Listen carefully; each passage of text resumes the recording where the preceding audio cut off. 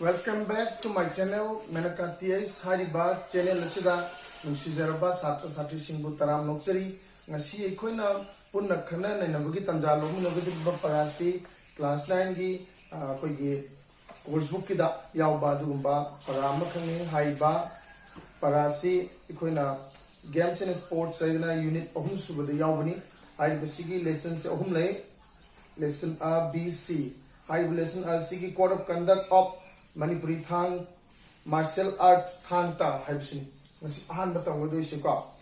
code of conduct of the Manipuri martial art thang ta sigi koigi magi chana pathap singi matang na tanggadri bani adubu hai ba parasi gi chana pathap sing tamdrineda ekoina parasi karino haibsin masak khungno busisu mathau tai maram aduna hai ba parasi or ba game haibsin karino sport haibsin karino haifet nakoida clear oiba ngamna buka madugi vision namai pijage loina na thang ta haibsi karino haibsi su pijage ko aduna as you whole parasi mapum tamakpada ekoina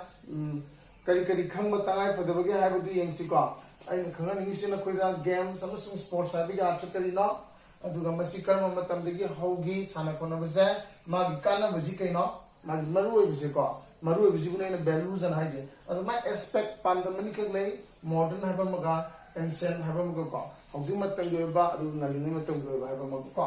aduga musomna kanda parasta direct ekhuna khong thangjalaga thang ta bisi karino aduga masi karma matamdagi sana ba hogi kana puthomano maduga masi maru bise na mukarino aduga masi gi tawgada do's and don'ts kari karino masagi khona code of conduct habu ko aduga sida principles magi niyom khara kari toragadi khona thang ta sida mai papa mai phumang amgada ge habu mata aduga relation between thang ta and Manipuri society Manipuri khunai ga thang ta ga ni mai ta leinari ba matang so aikoi khamina ba matang tai aduna yanan bada ngasi aikoi hai ba university ahan ba lesson ori ba thang ta ngasi aikoi na sidi thang ta na dai hai de ko kadina hai ba gido code of conduct of the Manipuri martial art thang ta bisi matang da khamina ji yemo aikoi ahan bada siana mapum na khangra usi khangji sigi lesson ji mathang da aikoi na kai lakini Olympic games ki matang da lakini aduga amana koi kunjarani ki matang da lakini ko adu sum mathang sum tangselasi aham da games sum sports hai bisi am samong da age aikoi na games and sports ke na kali upon hide and seek have hide and seek aduga sidana football ita hai ji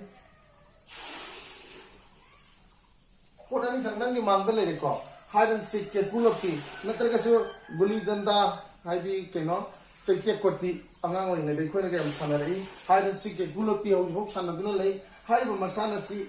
sidama le aduga football hai ba simaga le ani si khena ba si si ko hide and seek si lamgi oi ba lekai go ba mi khunai di go ba mai chang chakra le ke kulolani aina adagi ai iman ba mai bu phong na ba thirani aina mana phong ngamaga ai muk mangani aina muk thirani mana mu lolani aina damba fubo ngamaga na habli mana ai bu udringa aina mo na khangan ba aina ma jan so ba adu ita di ki dora ma amon na muk mang dei adu ga somdana football ha bisi de du yadre ko ma di akoi ngalinga ma tambi sana ba ro pasina ma gi niyom si mathang sum sahi letna sana ko niyom sing seme adagi anu ba technology ma am hapse le meside ko anga chana no jase no sum santor pasina hosi sana di ma pung phawan niti niyom sing loina raga leiwa adu bo hai ba football gum na phatna set up tor ba team mamma de mitra ma thoin lagi de ni kai na hai ko aduga pung kaya sana ka ge kai na matam ga si magi timing thamdana aduga time ga si keep to dana aduga set of rules yaudana ko smana sana se ko na kadina singe sports to singe ko aduga game sam shidi machine ko na nyum ga si am pak na yaud ko marona there is ma the entertaining or ba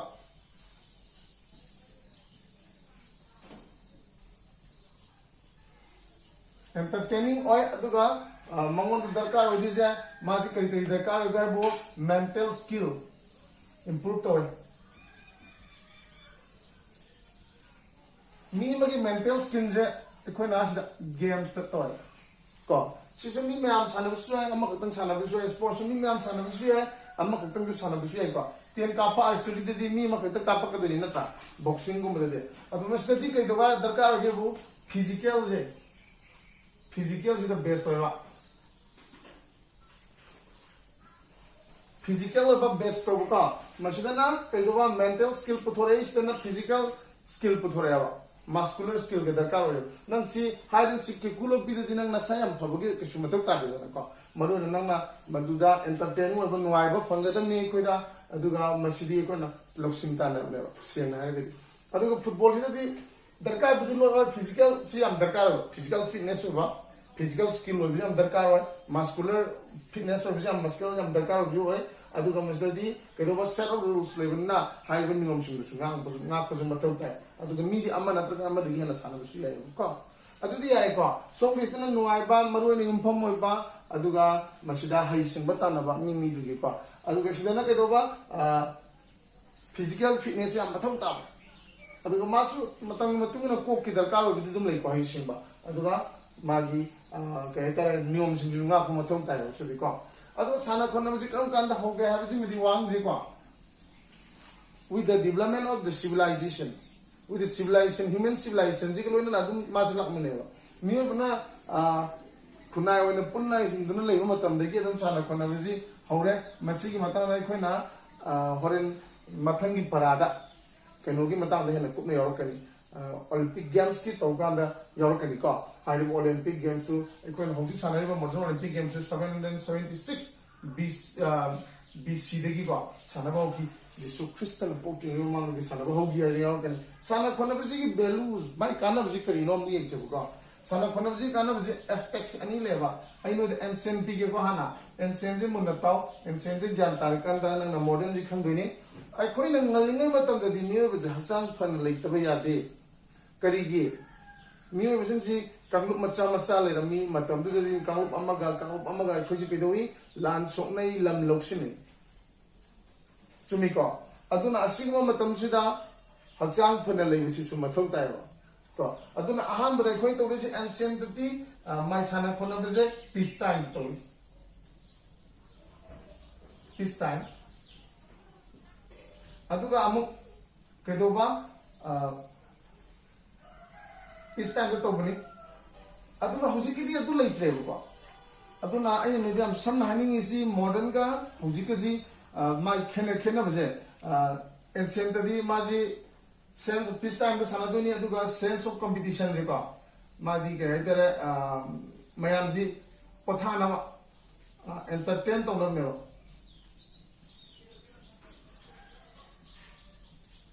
मैं आप entertain तो गलम ने मरुए ने को अदु competition बांग तो मिले अदुना एंसेंट मतम ददी नंबर 1 एकोना दरकार ओइसी कइनो हचांग फगम थौताय हचांग फदुइसी करिगिनो लाम सोना नबनी येना बिसिंग माइती रुपी ने नबनी अदुगा नुंगाय ने लेबो नमनबा मीने हंजलतना as well as wild animals सिंग गुमनसो इकोय कुदोंग जीव थोलक पति nga थोक नमनेबा अदुगिदी अदुमाइना हचांग फन लेबनीना मोय पीस टाइम दे कइदोर साना There is no hakchang phagana hana health chana darkar hoy ko moidi healthy will be health hana healthy ho ra then the gidi chana bolom da lai en hani ni ahujige matam hina no kaino sidene ko hana ngalingai matam gidi hakchang hana phagani adu gidi hakchang pharakanda ahamo matam da lan nung leitaba ina chingna leba matam da ko साना बरोम द माइ मोसिलो हौजिकी मतम ददी केनो खोइदे हाना केदो बताय हाना स्पोर्ट्स ता अंचक बताय केदो नबा हचांग फन लेनबा हेल्थ की दमक के खोइना कोदोबा हचांग फन लेनबा गमका साना कोना दे चमदा का साना ने हाना केदो नबा हचांग फनबा केदो बय वॉकिंग चलीबा हचांग फनबा केदो बय जिम चलीबा हचांग फनबा खेना रैसी हमको अनि सब पॉइंट स्पोर्ट्स आने जी कई गिने बा प्रोफेशनल होना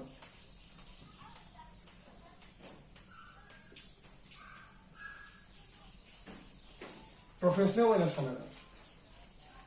साना रे को क्रिकेट साना बम फंगे पैसा से हम याम ने को फुटबॉल प्लेयर ने फंगे साना पैसा से हम याम ने गोल्फ साना बा अदगी लॉन टेनिस सानबा बैडमिंटन सानबा फंगो पैसा थोड़ा यांग्रे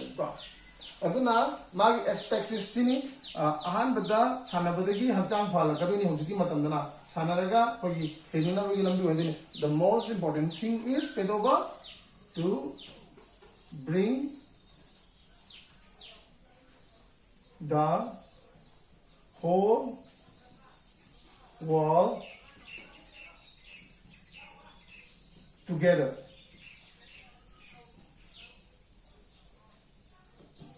Whole world together. Chana kona bhaibasina malen pumbasi amat oina punsinana bagi pambai oina sizinaiba. Chana kona bhaibasina malen pumbasibu amat oina family amagum nungsi janana lainaba yanana baza masigi pambai oina sizinaiba. Chana kona basina ni oina Olympic ni myam yaura adigi cricket ta hayo mi myam sanare lamyam pulang football hayo lamyam pulang sanare. Aduna sana kona bhaibasina malen masibu amat oina khusamnana lehenbagi pambai oina sizinaiba. Masih kena Olympic game tu fangani. Ya rekod di si butang khang gizi aduga somna kanda thang ta bisi kene ji ko thang ta ja salan ni ba mahi mani na side tiri bu ko actually thang ta je salan thakti ko ba mahi na te thang ta bisi di masida salan ni ba mahi su yawrani as well as kamdong na yum ma pan ga de hai bi matang su yawgani that is pajama makal gi channel on sing yawgani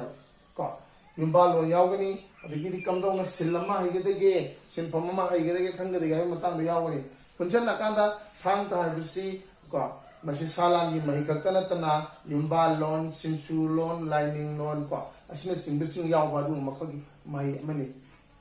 thang ta bisi amaru ko mahi mani sana kona bakhangna tana yumama kamaina lingedege aduga ina mayam kamdong na loina gedege aduga ai punsigi hinna bagi lambi je kamdong na sengedege hai gi matang da adum batap mahi makhalamana yare ko hangta je kam kandi ge horai kana na puthomi oina ni sba khangsi ai koina taibong miyo bisinga malem da khunda pa masin angan atheng ba saruk tani ko masig mamangda ai koi thajane bi matung ishwar singh hana khundara ma ishwar singh na khundara mi sida ge moina miyo bisi create torga miyo bisi ga mokuna khundala tar tani asigo na ishwar singh na ta malem de leise mapa prithvi je leibe ana ba semok matamda thang tai kusuklai je dum yaure masana puthokjare ko aduga ishwar singh na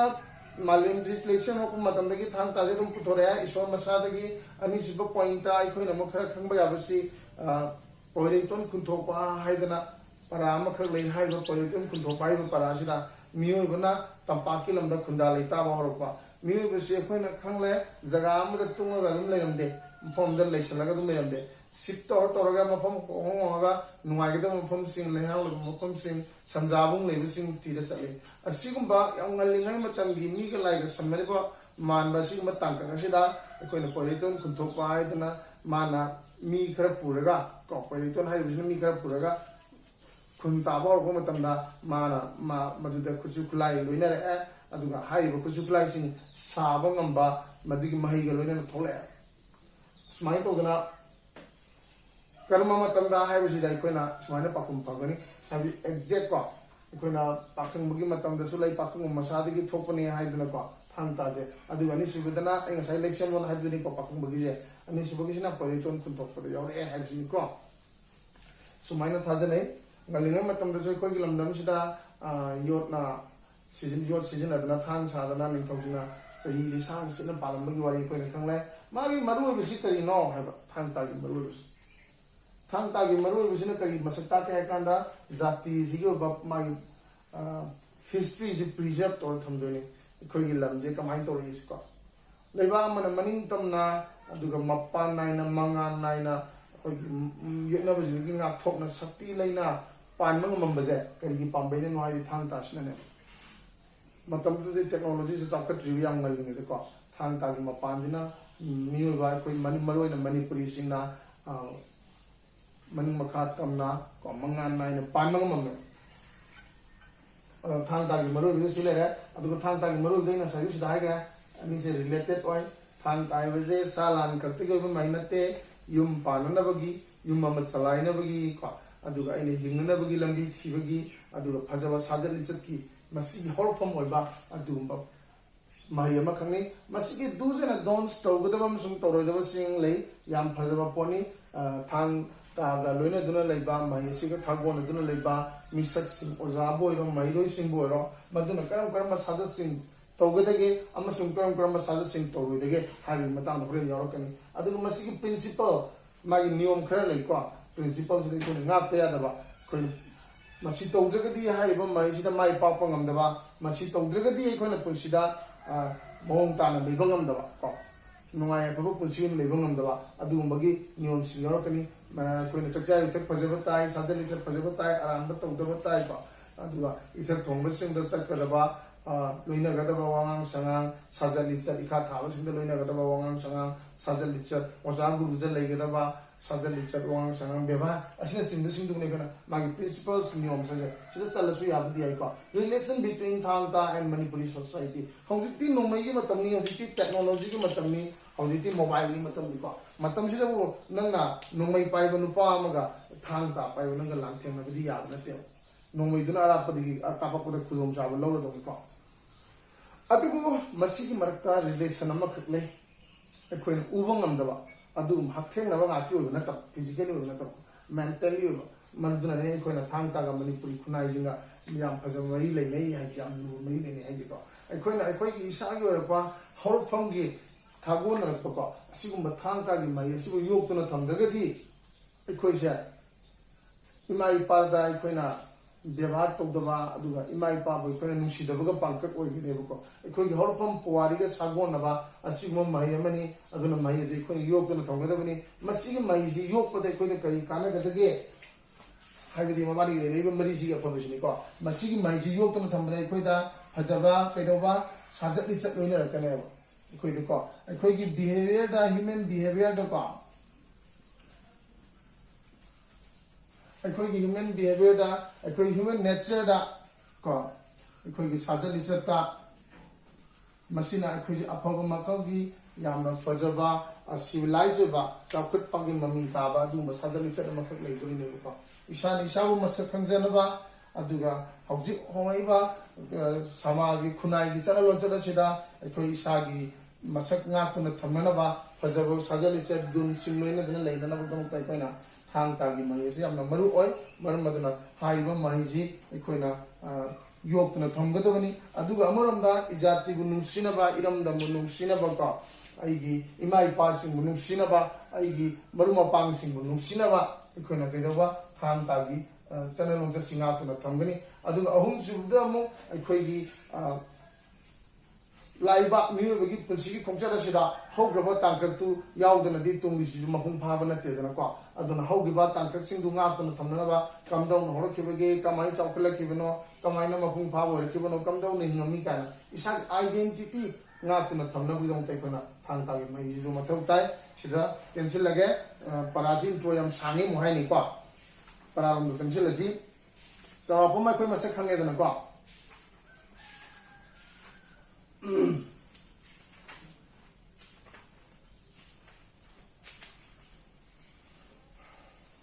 ꯁꯥꯂꯥꯟꯒꯤ ꯃꯍꯩ ꯑꯅꯁꯨ ꯍꯥꯏꯅꯩꯀꯣ ꯑꯗꯨꯗꯤ ꯌꯦꯡꯃꯤꯟꯅꯔꯁꯤ a code of conduct of the Manipuri martial arts Manipuri ꯊꯥꯡ ꯇꯥꯒꯤ ꯃꯍꯩ ꯑꯁꯤꯒꯤ ꯑꯣꯏꯕ ꯆꯠꯅ ꯄꯊꯥꯞꯁꯤꯡ ꯀꯣड of conduct ꯀꯔꯤ ꯀꯔꯤ ꯇꯧꯒꯗꯒꯦ ꯀꯔꯤ ꯀꯔꯤ ꯇꯧꯔꯣꯏꯗꯒꯦ ꯀꯣ ꯊꯥꯡ ꯇꯥ ꯗꯤꯃꯥꯟꯁ ꯇꯨ ꯗꯤꯁꯤꯄ꯭ꯂꯤꯟ ꯀꯣ ꯊꯥꯡ ꯇꯥꯗꯗꯤ ꯑꯩꯈꯣꯏꯒꯤ ꯐꯖꯕ ꯑꯗꯨꯒ ꯑꯋꯥꯡꯕ ꯊꯥꯛꯀꯤ ꯑꯣꯏꯕ ꯁꯥꯖꯠ ꯂꯤꯆꯠꯁꯤꯡ ꯃꯊꯧ ꯇꯥꯏ ꯐ꯭ꯔꯣꯝ ꯏꯠꯁ ꯄ꯭ꯔꯦꯛꯇꯤꯁꯅꯔꯁ ꯃꯁꯤꯕꯨ ꯂꯣꯏꯅꯗꯨꯅ ꯂꯩꯕ ꯃꯤꯑꯣꯏꯁꯤꯡ ꯑꯣꯖꯥꯕꯨ ꯑꯣꯏꯒꯦꯔꯥ ꯃꯍꯩꯔꯣꯏꯁꯤꯡꯕꯨ ꯑꯣꯏꯒꯦꯔꯥ ꯍꯧꯖꯤꯛ ꯄꯥꯃꯤꯟꯅꯔꯁꯤ now read about the particular codes of conduct मदुद अखन्नबा तंगाइफदब चंगदबा यादबा साजत लिचतसिंग ngakadaba niyomsing that game demanded masi masanasina akoida tangaiफदन यावबदबनी हाइबा from its practitioners masi loina duna masi tamduna masi thagona duna salibasing thang tasina manipuri khunai da piramba kanabasing amasung magi maruibasing khoi parashira tamgani. The ancient Manipuris had a rich tradition of martial arts. Ngalingai matamda puwari angan batangkat tamyo bigi khunaina khundaba hor palamdam sidaka मसीगी मतमसिदगी होना मणिपुरी सिंगा had a rich tradition of martial arts सालान की बा मई को थांता सिगी ओबा अवांग बथाकी मई सिंग rich tradition दी कोई चलन चढ़ाई करे को अदु कोई न दिसिदा मदी अवांग मगुल सिंग याउदन ला इना हायसे को कोई खंगे ngaliंगे दिगी मियो बदा कोई मणिपुरी सिंगा थांता की अवांग बथाकी मई सिंग याउरगला इ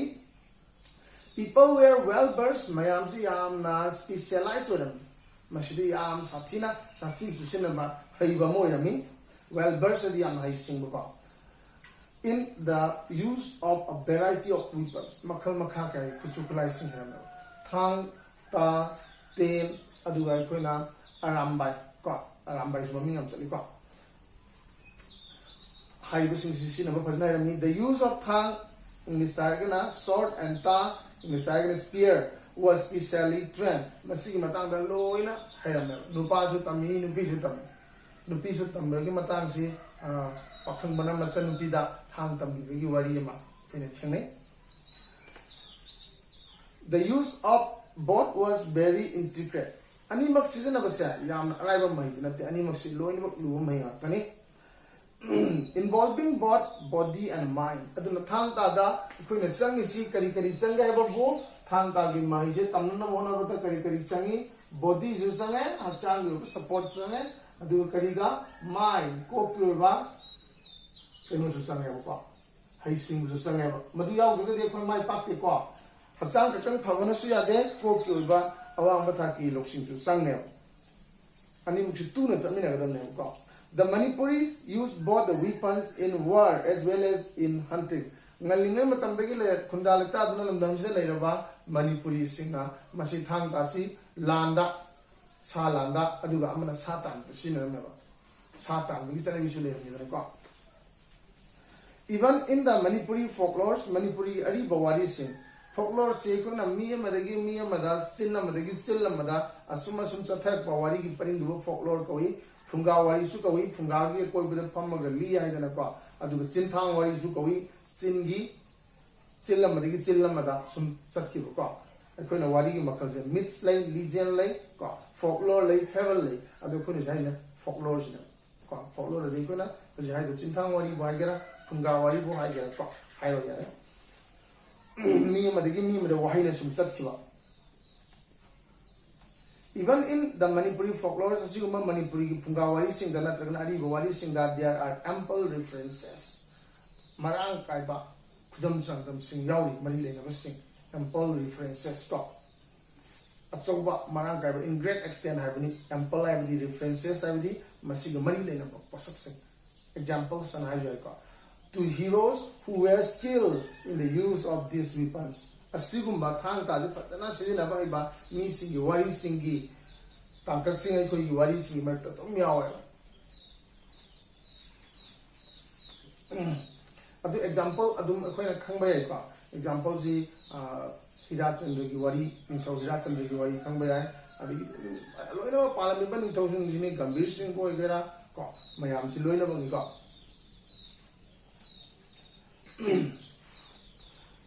The Manipuris fought a number of battles. Manipuris in the land with the help of these weapons. Masigi kusukulais in the sinner. Weapons in the land with sinner. No wonder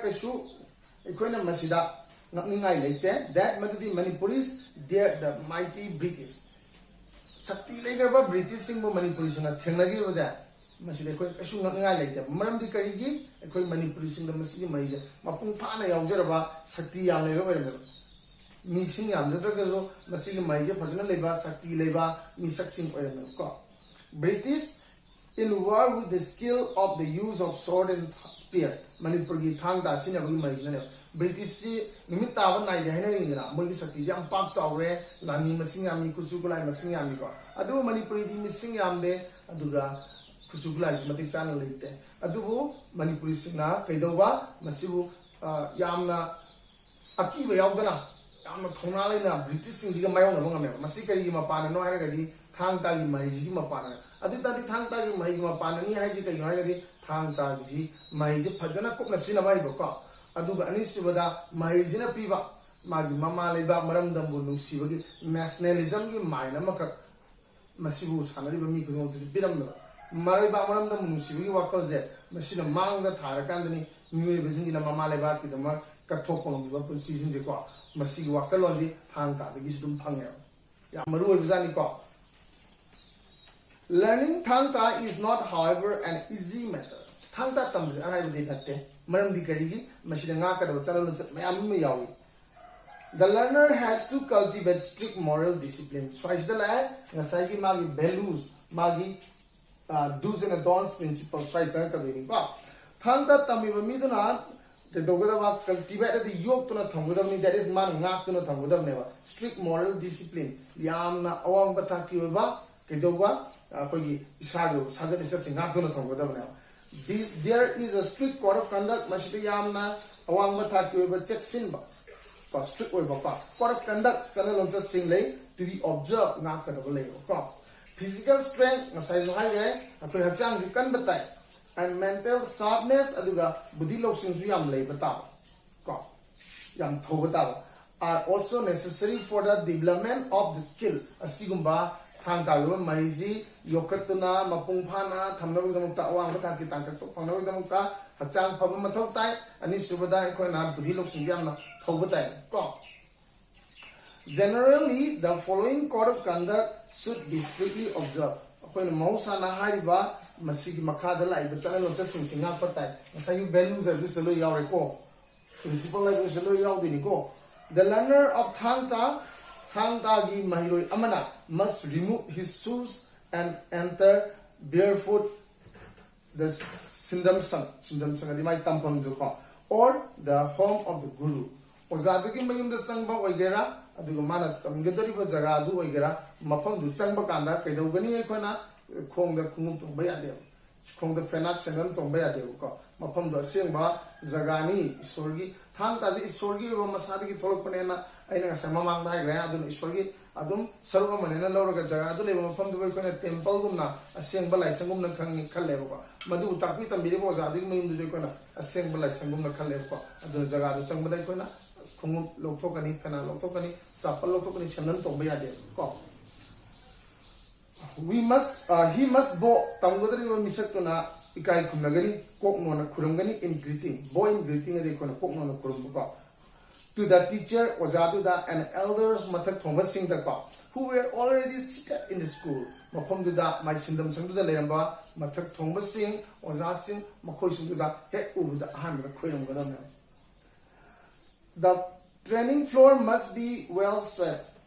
Koya Tangodi Mapondo Fazana, sitting Sanjingani, white sitting any Tetokani Haviniko, and sprinkle the Ising Kitokani with water before and after each session of training. I couldn't have Sanava Kudingi, Horamda, Madu, Waisin Basing Topa, Ising Kitopa, the Repredo White Asilamba, Sangilamba, Ising Kitopa, Masito Ganevo. Neither a pregnant woman nor a woman in her menstrual cycle is allowed to enter the training ground. Masai Sanari Ba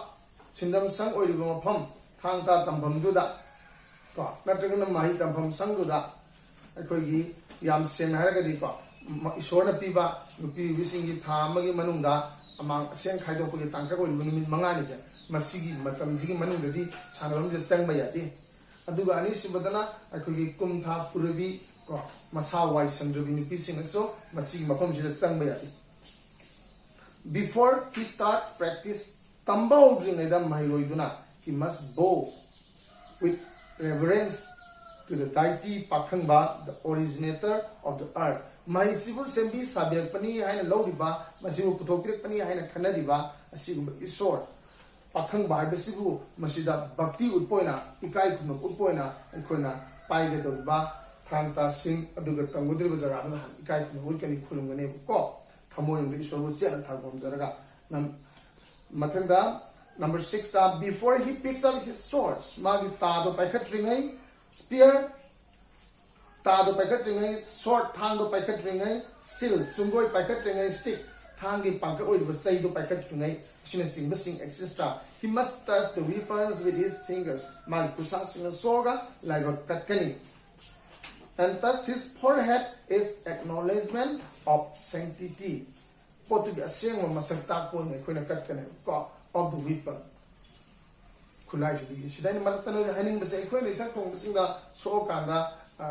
khoi ne lai ba kali ji kari na ra ga di ngasagi thak thong ba ai ngon di hal ba mi sing di body da mai masada soul ma khoi yawi soul de ko isone ne lowi magi soul bi kai ku poina ai gi manu yawi bi soul sin mangon de kai ku poina ai ne mangon da lai ba kat pani masi nu yo ba ta jaina sam tak na khang ma ba asigum nai ko na isor gi pang ka ko ri ba thang thang tam risinari ba khusu khulai sing mafam asi isor gi pang ko ri bu sing sibo ikai ku na bu poina ko na lai ba kat li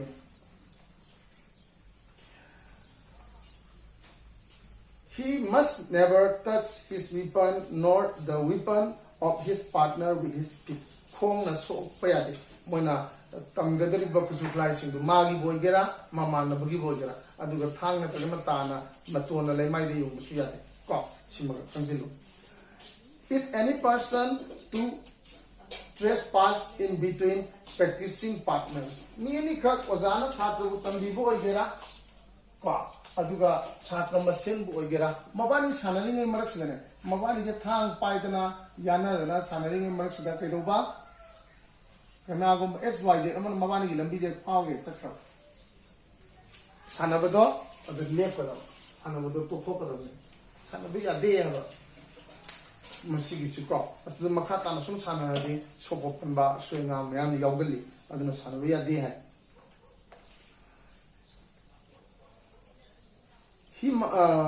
if any person happens to trespass between practicing partners, practice for the day must be compulsorily stopped. Number 9, a practitioner should never have illicit relation. Aranba sadat chatloi dawani si sanariba miyoi sina with a married woman. Mayu makal palabi maugi singa chalabi nupi singa aronba aranba sadat chatpa yapi. The practitioners of Thangta should not go below godliness.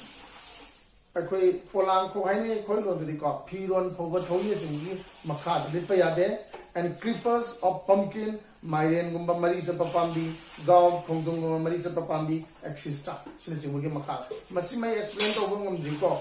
akoi mairen khongdung polang ko ki makha lipa yade si kari ginu ai bima ai no explain to ngam dre masi kitan khango.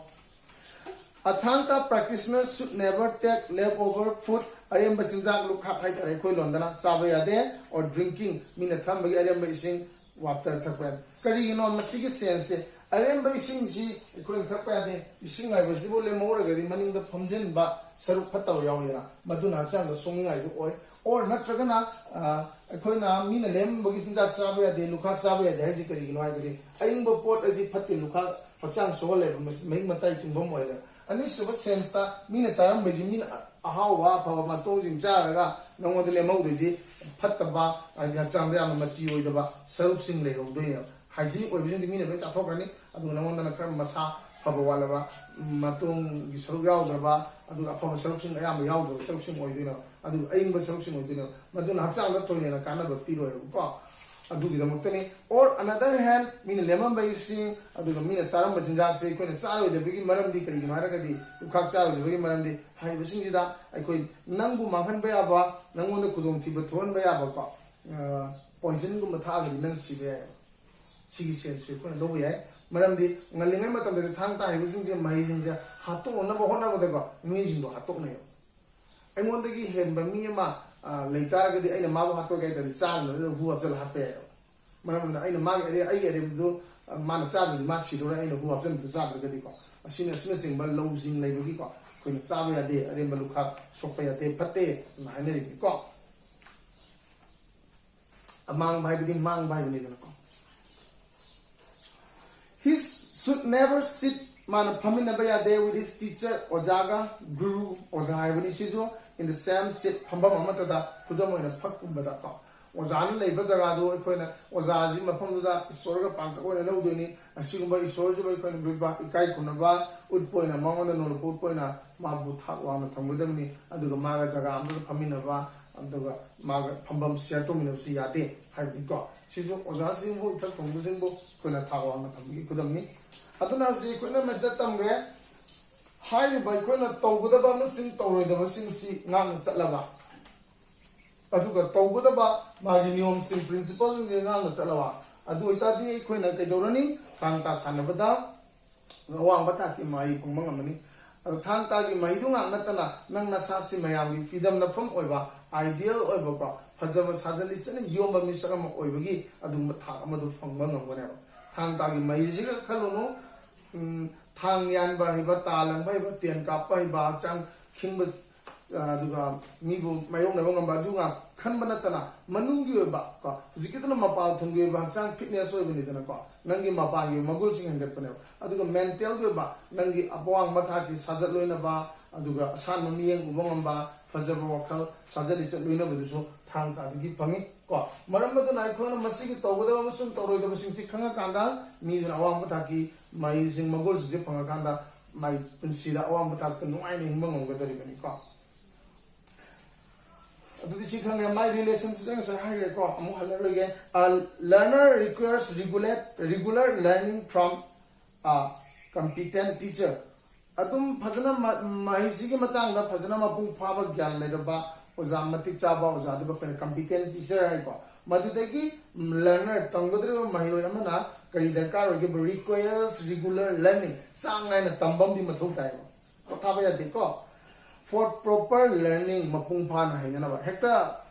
ngasi chalaga heng chalaga ta hegadawa na te lisang sena tambam di changi ko masida mapung pha na loksing yan hachang paglan ba manung dagi paglan ba mapan thongi paglan ba ani di punun to ko he requires practical session for perfect technique man mathau tai kari mathau tai practical sessions mahise tamba practical sessions di sum tambagi ko mi khudingi tambur mathau tai for perfect techniques mapung pha ba yamna awang ma thaki ba niti niyom sing kanganaw indeed tasyanama lesson on thang tagi matang dadi must be continued throughout a short man's career to maintain his standard and continuous improvement on earlier practices thang tagi misak ama khaki oinadi ko thang taw lina duna chaliba kana gumba magi oinadi magi punsi supaje thang tagi khadokpa yade karigino hiramani khakini amana magi hanadagi leiraba mai singdo madu yoktuna adum thamna adu ani subadana hena mudugi anoba awonba ahen bathaki mai sing phangma ngamna marakta tokhogadi han lemba sumangini anobu develop to asum makha tathaduna honaragadi hanagi jo ikon yoga preserve to bo thamma ngamani adu anobu sing su aina coin to ngamani sema ngamani ko sini man haise aduna parasi swai de loire question answer si na koi saurina semaroge karigumba if no problem leitaragadi na koi mathande ba question ama gumba ani gumba dum thak payani maduina fazna semto ga dum na koi na sada na na na tharke WhatsApp number hapa ga ko thank you very much for joining with me mathangi amuk video amada aina hariba kenogi Olympics amasung konjarani gi matanga tongan ba video sing semaga amuk share to ke haribu so mo interest horegadi yemina thank you very much